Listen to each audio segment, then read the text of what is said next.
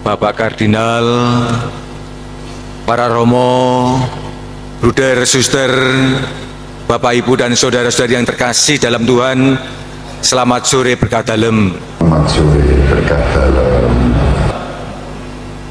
Kados pundi kabaripun? Sae sedaya sehat. Syukur pada Tuhan. Dan hari ini kita juga berdoa untuk mereka yang kurang sehat, khususnya para romo kita, entah yang dirawat di rumah sakit dan juga yang dirawat di rumah masing-masing. Kita bawa dalam doa kita sore hari ini. Dalam Ekaristi sore hari ini, kita diajak untuk merenungkan suatu tema yang sangat bagus sekali, yang sudah juga direnungkan oleh para romo selama retret sejak kemarin hingga tadi siang, yakni bersama umat imam berziarah dalam pengharapan. Ketika merenungkan tema ini, ingatan saya langsung tertuju pada pengalaman beberapa kali berziarah ke Sendang Sono, entah berjalan kaki bersama teman-teman lingkungan sewaktu masih SMP, atau bersama teman-teman seminari ketika masih studi di Seminari Menengah Mertoyudan, atau bersama para frater Kendungan dengan bersepeda ketika masih ada di sana sebagai frater, namun juga sebagai staf. Dari sekian banyak pengalaman berziarah itu, ada hal-hal yang selalu terulang. Yang pertama adalah ziarah menjadi kesempatan yang dinanti-nantikan, yang ditunggu-tunggu, yang diharap-harapkan segera terjadi atau segera datang, bahkan dengan membuat persiapan-persiapan khusus. Waktu masih di SMP di Seminari Mertoyudan, persiapan yang paling nyata adalah dengan menyisihkan uang saku supaya nanti bisa untuk sangu jajan yang Sendang Sono. Teman-teman angkatan saya atau romo-romo kiranya punya pengalaman yang mirip-mirip. Gue jajan, nek perlu jajan sing enak, sing ora ono ning seminari. Apa kuwi? Geblek. Karena geblek adanya di daerah Sendang Sono. Juga menyiapkan sepatu yang biasanya enggak dicuci, ya dicuci biar kelihatan mengkilat. Atau ketika menjadi frater sepeda, biar nanti iso balapan karo frater-fratere. Inilah pengalaman-pengalaman, ada kerinduan, ada sukacita untuk mengadakan peziarahan. Dan yang lain adalah ada kebersamaan yang sangat nyata, suasana persaudaraan, kekerabatan, kekempelan sebagai satu komunitas. Dan ini menjadi salah satu ciri khas kebersamaan dalam peziarahan waktu itu. Kalau frater-frater atau katakanlah malah Seminari Mertoyudan, kalau ziarah biasanya dengan rodo apa kuwi? Rodo menunjukkan diri sepanjang jalan, nyanyi, baris melaku mundur, macam-macam yang dibuat untuk menciptakan suasana kegembiraan. Dan yang menarik adalah bagaimana dalam kebersamaan itu satu sama lain saling memperhatikan, saling gatekke, khususnya mereka yang kita pandang kurang kuat untuk mengadakan perjalanan panjang. Selalu memastikan bahwa perjalanan aman, semua sehat sampai ke tempat tujuan. Seperti ini pula lah yang saya gambarkan ketika saya membayangkan para romo itu berjalan bersama-sama dengan umatnya, yang diungkapkan dengan peziarahan, berziarah bersama di dalam pengharapan. Ada semangat, ada kerinduan, ada sukacita untuk bertemu dengan umat, untuk berkumpul dengan umat, untuk berkegiatan bersama dengan umat. Ada sukacita, ada kerinduan. Kerinduan untuk bertemu dengan umat, bersama dengan umat ini kiranya menjadi jiwa dasar, semangat dasar seorang imam. Karena imam memang ditafsirkan untuk umat. Bahkan para calon imam semenjak semasa formasio telah dibiasakan untuk membangun semangat dasar ini, yakni menghayati diri sebagai imam Tuhan, hidup di dalam kebersamaan, hidup di dalam komunitas, tidak sendiri-sendiri. Maka kalau para frater itu ditawari, ketika mau top ditawari milih neng paroki atau di seminari atau di pendidikan formal, rata-rata memilih mana? Milih seminari. Itu mesti sing wis frustrasi ra ono pengarep-arep liya. Rata-rata mengatakan di paroki juga ketika romo-romo mau menjalani mutasi, rotasi, ditanya, romo ngersakaken pindah pundi, langsung Kuskupan.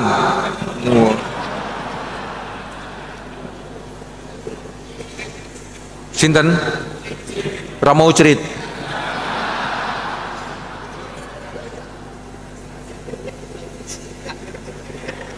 Romo Triwidianto yang paling pojok, memang dia paling semangat sekali untuk menemani saya. Ya. Terima kasih Romo Ucerit, panggilannya keren. Nah, rata-rata akan memilih di paroki. Kenapa alasannya? Mengapa demikian? Karena di paroki dekat dengan umat, bisa tinggal bersama umat, dan itu menjadi cita-cita yang diungkapkan bahkan sejak mendaftarkan seminari. Maka inilah yang sangat penting untuk dikembangkan dalam kehidupan kita sebagai seorang imam, yakni memupuk semangat kebersamaan dengan umat. Karena untuk itulah, untuk umatlah kita ditabiskan. Imam-imam yang senang, dalam arti gembira bertemu dengan umat, akan nampak dalam berbagai macam kegiatan pastoralnya. Semangat untuk menyapa umat, habis misa langsung jerandal ke belakang. Jerandal apa ya? Langsung semangat ke belakang nyalami umat, lari supaya enggak ketinggalan. Akan mencari cara bagaimana bisa kunjungan umat, entah sendiri atau bersama dewanya, kunjungan ke keluarga-keluarga. Tekun mengadakan misa-misa lingkungan, bukan hanya misa wujud, namun misa lingkungan yang dirancangkan. Saya senang sekali ketika mendengar para romo itu mempunyai program-program semacam ini, karena mengungkapkan kegembiraan, sukacitanya, kerinduannya untuk dekat dengan umat yang dilayaninya. Dalam kebersamaan inilah romo bisa hadir untuk umat. Maka kebersamaan dari unsur yang kedua. Imam atau romo menjadi bagian tak terpisahkan dari umat. Maka sangat menggembirakan kalau kita bisa selalu mudah dihubungi, mudah dicari, siap sedia untuk melayani tanpa menunda-nunda. Ini tentu saja menjadi harapan kita sekalian, siap sedia untuk mendengarkan cerita umat, kisah umat, keluh kesah umat dengan hati, dengan empati, bukan sekedar mendengar namun mendengarkan dengan hati, termasuk ketika melayani pengakuan dosa. Hari-hari ini ketika kita masuk di tahun jubileum, saya sangat bangga sekali ketika mendengar para romo itu memberikan kesempatan, memberikan diri untuk pelayanan sampai berjam-jam di kamar pengakuan untuk mendengarkan umat. Bahkan dari cerita sampai 4,5 jam ngedur tanpa berhenti terus untuk mendengarkan, sebuah kerelaan untuk mendengarkan, dan sekaligus dalam kehidupan sehari-hari mencoba untuk memahami situasi umat dan ikut ngerasake, melu ngerasake loro lapane umat, ikut merasakan keprihatinan umat. Inilah salah satu ciri khas imam yang sungguh-sungguh ngumat, imam yang sungguh-sungguh menjadi milik umat. Sekaligus juga memberikan dorongan, inspirasi, pertolongan, penghiburan, bahkan juga memberikan apresiasi atas jerih lelah umat terlibat dalam kehidupan gereja. Pertanyaannya adalah, sudahkah kita seperti itu selama ini? Kiranya selama rekoleksi 2 hari kita dibantu untuk menyadari seperti apa diri kita. Kalau kita ini sedang berjalan bersama-sama dengan umat dalam pengharapan, apa sebenarnya yang menjadi pengharapan kita? Pengharapan kita sebagai imam, pengharapan kita sebagai umat. Kalau kita mengacu kepada bacaan yang pertama, bagian akhir kitab Nabi Yesaya, dikatakan demikian, tetapi aku akan membuat engkau menjadi terang bagi bangsa-bangsa, supaya keselamatan yang daripadaku sampai ke ujung bumi. Ada begitu banyak pengharapan yang kita miliki, yang kita hidupi, namun akhirnya hanya satu yang menjadi harapan terakhir kita, yakni keselamatan yang datang dari Allah sendiri. Keselamatan dalam Yesus Kristus sendiri, itulah yang menjadi pengharapan kita, yang kita perjuangkan dari waktu ke waktu dengan berbagai macam cara. Maka dalam hal ini kita para imam mempunyai tugas khusus, tugas istimewa untuk mendampingi umat, membantu umat supaya akhirnya bisa menggapai, mencapai, menemukan, mendapatkan keselamatan itu. Bukan sebaliknya, semakin membuat umat jauh dari Tuhan, jauh dari keselamatan, jauh dari Yesus Kristus. Kita para imam mempunyai peran yang khusus. Bagaimana dikatakan Yesus dalam Injil, kita ini seperti para rasul menjadi terang dunia yang diharapkan memancarkan cahaya, cahaya pengharapan. Dalam perjalanan ini, perjalanan bersama umat, ada kalanya terang ini berada di pucuk barisan, nengarep dewi di depan sendiri, untuk memberi arah, menunjukkan arah, memberikan tuntunan. Ada kalanya di tengah untuk mengobarkan semangat dan mengobarkan motivasi. Ada kalanya di bagian belakang untuk mendorong, menyemangati dari belakang dan memberikan apresiasi. Inilah peran kita sebagai cahaya, cahaya yang memancarkan terang pengharapan bagi umat. Mungkin semboyan yang pernah diungkapkan oleh Ki Hajar Dewantoro, ing ngarsa sung tulodo, ing madya bangun karso tut wuri handayani. Kiranya semboyan ini bisa menjadi atau bisa menjelaskan apa yang menjadi peran kita masing-masing, khususnya sebagai seorang imam. Ing ngarsa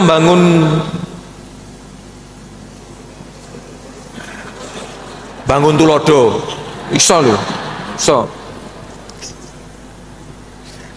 Ing ngarsa asung tulodo, memberi contoh, menjadi teladan bagi umat, bagi orang yang selalu penuh pengharapan. meskipun menghadapi kesulitan, tantangan, penderitaan, tetap semangat punya pengharapan, tidak ngelukru, tidak menjadi lelah. Seperti tadi disarankan oleh Paus Fransiskus yang disampaikan ulang oleh Romo Kris Purwono, memberi teladan, contoh yang baik bagi umat. Ini salah satu tantangan bagi kita sekalian. Yang kedua, ing madya mangun karso. Bagaimana tengah umat, bersama umat kita mencoba ikut terlibat, menjadi bagian dari mereka, melu nyambut gawe, melu nandangi, dan sekaligus mengobarkan semangat umat untuk mewartakan Injil dan membawa Kristus di tengah masyarakat. Tidak cukup memerintah atau membuat program-program, namun sungguh-sungguh menciptakan suasana sehingga memungkinkan semua umat beriman terlibat dan kita sendiri ikut di dalamnya. Melu tumandang, itulah salah satu yang diharapkan umat. Biasanya umat itu senang sekali dan mengungkapkan, Bapak Uskup, wah Romo kami itu sangat konsekuen, selalu ikut nandangi, melu cawe-cawe untuk melakukan kegiatan bersama umat. Tutpuri Handayani, dari belakang kita memberikan dorongan, spot, memberikan inspirasi dan lain sebagainya yang membuat umat semakin semangat. Namun ini semua bukanlah suatu yang mudah. Selama rekoleksi, saya dan kiranya Pak Romo telah diarahkan oleh Romo Kris Purwono Cahyadi untuk menyadari bahwa kita ini imam dengan banyak kerapuan. Anugerah imamat kita terima dalam kerapuan. Ada banyak kekurangan, ada banyak kelemahan. Namun toh kita dipilih oleh Tuhan. Ada banyak keterbatasan yang menyebabkan kegagalan dalam mengemban tugas pelayanan. Namun toh selalu diberi kesempatan untuk bangkit kembali, mencoba lagi dan mencoba lagi. Dalam rasa syukur atas anugerah imamat dan kesempatan untuk melibatkan diri dalam karya penyelamatan Allah ini,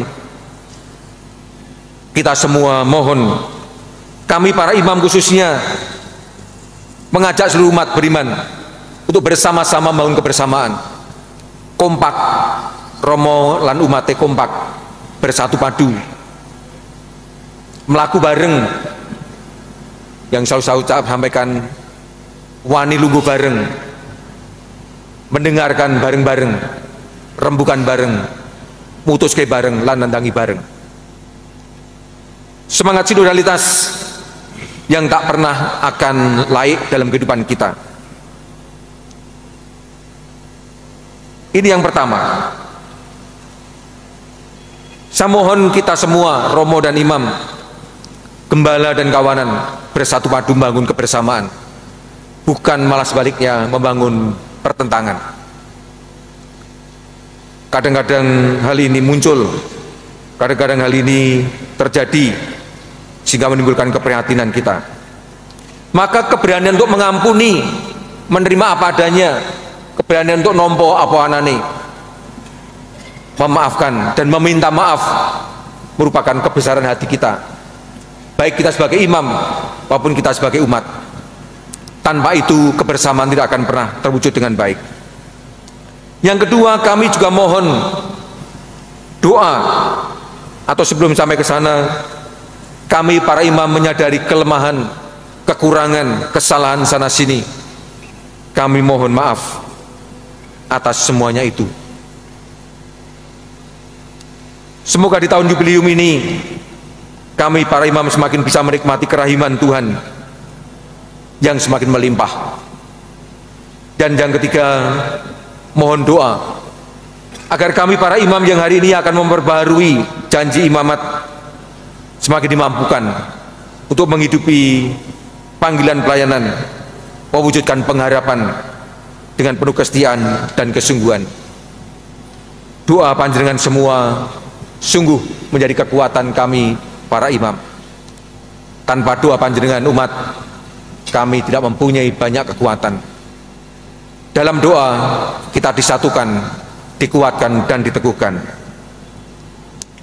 Sebentar lagi kami para imam akan memperbarui janji imamat. Karena itu kami mohon dukungannya, doanya. Semoga harapan untuk bersama-sama berjalan menggapai keselamatan bisa tercapai melalui imamat kami ini. Kemuliaan kepada Bapa dan Putra dan Roh Kudus.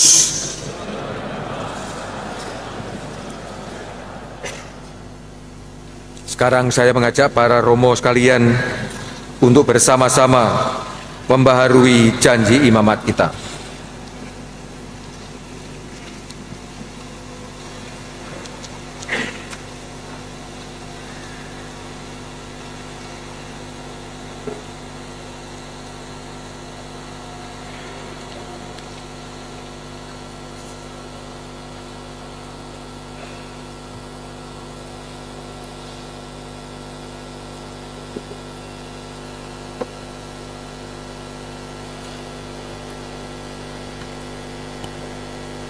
Para romo yang terkasih, kini kita kenangkan kembali saat Kristus Tuhan mengikut sertakan para rasul dan kita para imam dalam martabat imamatnya.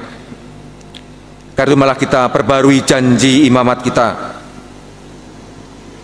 Bersediakah para romo membarui janji yang pernah para romo ucapkan di hadapan uskup dan umat? Kami bersedia. Bersediakah para romo untuk bersatu lebih erat dengan Kristus dan menjadi lebih serupa dengannya, menyangkal diri dan meneguhkan janji terhadap tugas suci yang sudah para romo terima dengan bahagia pada hari penabisan demi cinta akan Kristus dan gerejanya? Kami bersedia. Bersediakah para romo menjadi pelayan misteri Allah dalam perayaan Ekaristi Kudus dan dalam upacara liturgi lainnya, serta setia menunaikan tugas suci mengajar umat seturut teladan Kristus, pemimpin dan gembala kita, bukan sebagai orang-orang yang ingin akan harta benda, melainkan semata-mata karena hasrat ingin menyelamatkan sesama? Kami bersedia. Dan sekarang kami minta kepada saudara-saudari seluruh umat supaya berdoa bagi para imam.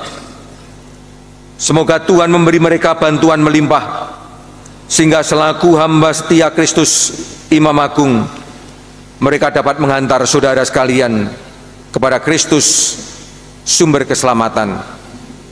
Kami mohon. Berdoalah pula bagi saya yang hina dina ini, agar saya setia pada tugas kerasulan yang dipercayakan kepada saya. Mudah-mudahan di tengah saudara sekalian, saya lebih sempurna menjadi gambar Kristus, imam dan gembala, guru dan abdi semua orang. Kami mohon. Semoga Tuhan melindungi kita sekalian dengan kasih sayangnya dan mengantar kita sekalian para gembala dan kawanan domba menuju hidup abadi. Saudara-saudari yang terkasih, marilah kini kita mohon agar Tuhan Allah Bapa yang Maha Kuasa berkenan memberkati minyak-minyak yang telah disediakan di hadapan kita, sehingga semua orang yang diurapi mengalami perubahan batin dan mendapat bagian dalam keselamatan yang abadi.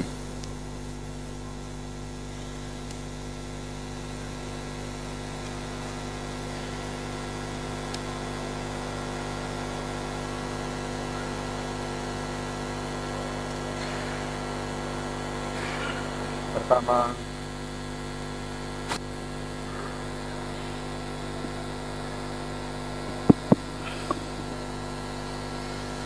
kita akan mohon berkat Tuhan untuk minyak urapan orang sakit ini.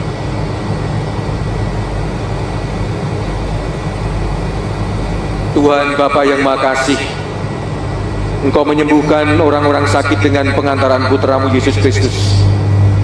Dengarkanlah doa-doa kami yang beriman kepadamu, dan utuslah Roh Kudus, penghibur dan sahabat manusia. Semoga berkat-Mu mencapai semua orang yang diurapi dengan minyak ini, agar ia dibebaskan dari derita sakit, sehingga badan, hati serta jiwanya menjadi sehat. Ya Bapa, semoga minyak ini terberkati untuk kepentingan kami demi nama Tuhan kami, Yesus Kristus, yang hidup dan bertata bersama Dikau dalam persatuan Roh Kudus, kini dan sepanjang segala masa.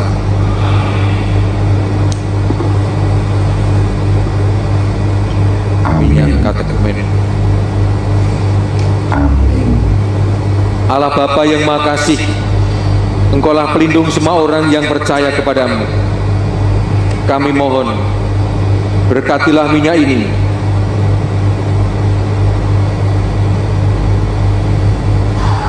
dan berikanlah kearifan dan kekuatan kepada semua yang diurapi dengannya dalam persiapan baptis mereka.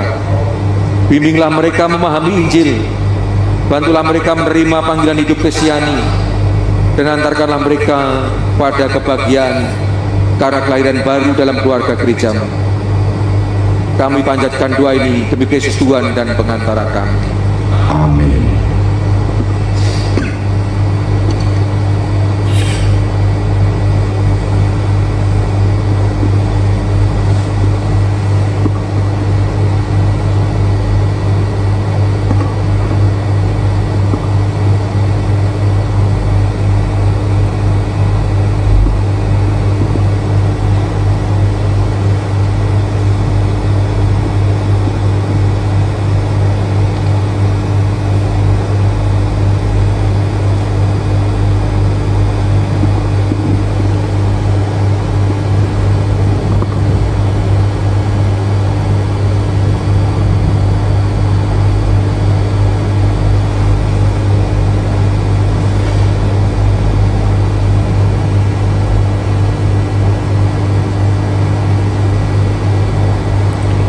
Kita akan mohon berkat Tuhan untuk minyak karisma yang akan digunakan untuk berbagai macam penerimaan sakramen.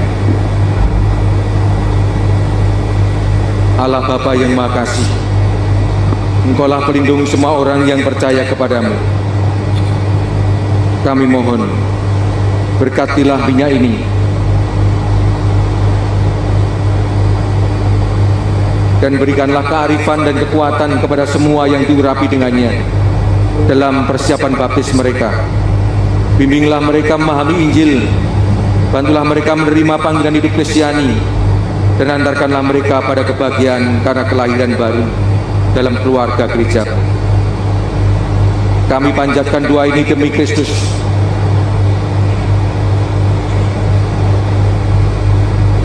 Allah Bapa yang Maha Kasih,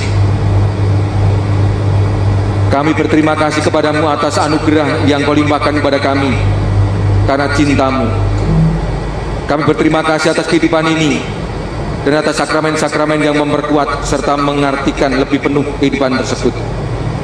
Pada masa perjanjian lama, umat-Mu Kau beri seperti dari daya minyak suci ini, dan bila sampailah kepenuhan waktu, misteri itu Kau bawa menuju kesempurnaan dalam hidup Tuhan kami Yesus Kristus, Putra-Mu. Berkat derita, wafat, dan kebangkitannya, Ia menyelamatkan umat manusia.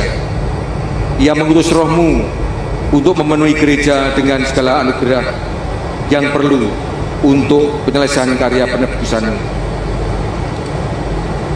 Sejak saat itu dan selanjutnya, dengan tanda penguatan suci, Engkau melimpahkan hidup dan cinta-Mu kepada manusia dengan urapan Roh.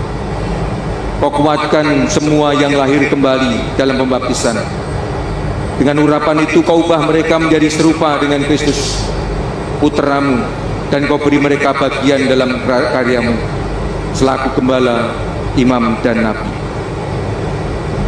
Maka ya Bapa, karena daya cinta-Mu, buatlah ramuan minyak dalam balsam ini jadi tanda dan sumber berkat-Mu, Curahkanlah anugerah Roh Kudus-Mu pada saudara-saudari kami yang akan diurapi dengannya, agar cahaya kesucian memancar dalam dunia dari tempat dan benda yang ditandai dengan minyak ini. Terutama ya Bapa, kami mohon agar dengan tanda pengurapan-Mu, Engkau berkenan menumbuhkan gereja-Mu hingga sampai pada kemuliaan abadi, di mana Engkau ya Bapa jadi semua dalam segala-galanya, bersama Kristus Putra-Mu dalam persatuan dengan Roh Kudus sepanjang segala masa. Amin.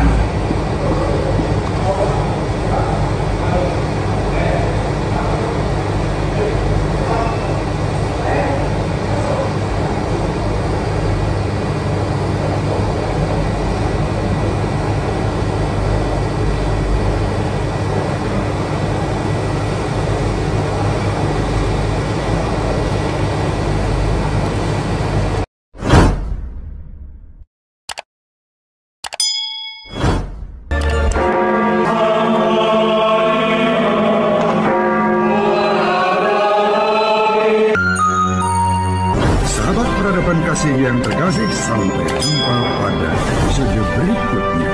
Terima kasih atas kebersamaan kita. Salam peradaban kasih dari Globis. Berkah dalam